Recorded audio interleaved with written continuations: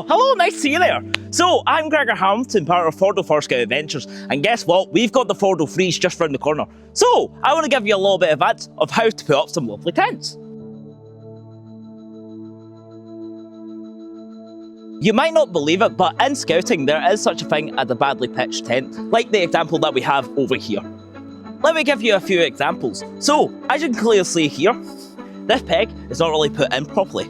Once it gets to the winter season, it's going to be a little bit muddier, so these summer pegs might not be as good, so it's better to get more industrial ones. You can either get, obviously, hammer to do this in, or sometimes you can get a drill and it drills it right through the ground.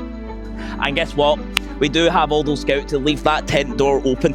So, when it gets to a bit of the colder weather, we want to make sure that we shut this up so we don't get any rain or snow in it. Then, lovely over here, we all remember it when we were younger, we forget about the guidelines. So, make sure that we've got all these nice and tight. Make sure that you've got a good industrial peg put it in, just so we make sure that the tent doesn't blow away, or we don't want it to collapse either due to wind or snow landing on it. This is an example of what a good tent looks like. As you can see here, we've got these guidelines all nice and tight, because we want to make sure there's nice tension, because when there comes to slack, that's when the tent could fall over.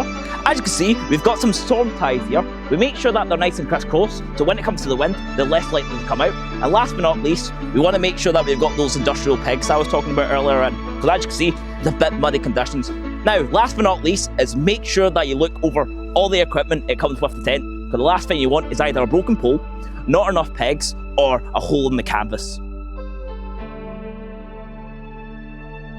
We'll make sure that we provide you a nice kit list for all the leaders that are coming along, so you know exactly what to bring. We'll make sure to send that to your inbox nice and shortly.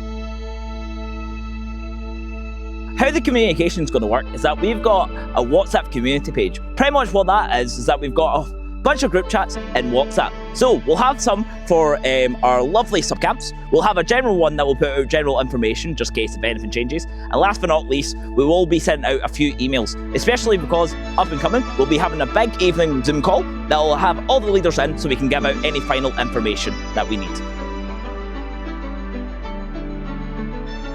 Your group will be assigned to one of our 3 amazing subcamps. We'll have green, red and blue. When you join that subcamp, there will be a WhatsApp group chat on our community page for the Big Fordell Freeze 2025, and then you'll have a subcamp leader that will help you out with any updates or with kit.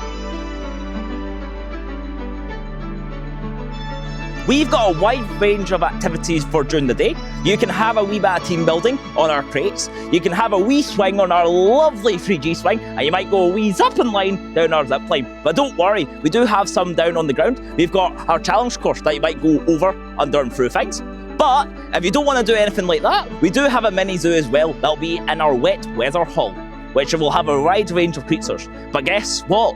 We won't just be doing that. In the evening, we will have a fun fair, a silent disco so you can show off all your moves, and last but not least, a lovely winter market brought to you by some of our local scout groups that you can have something to eat in.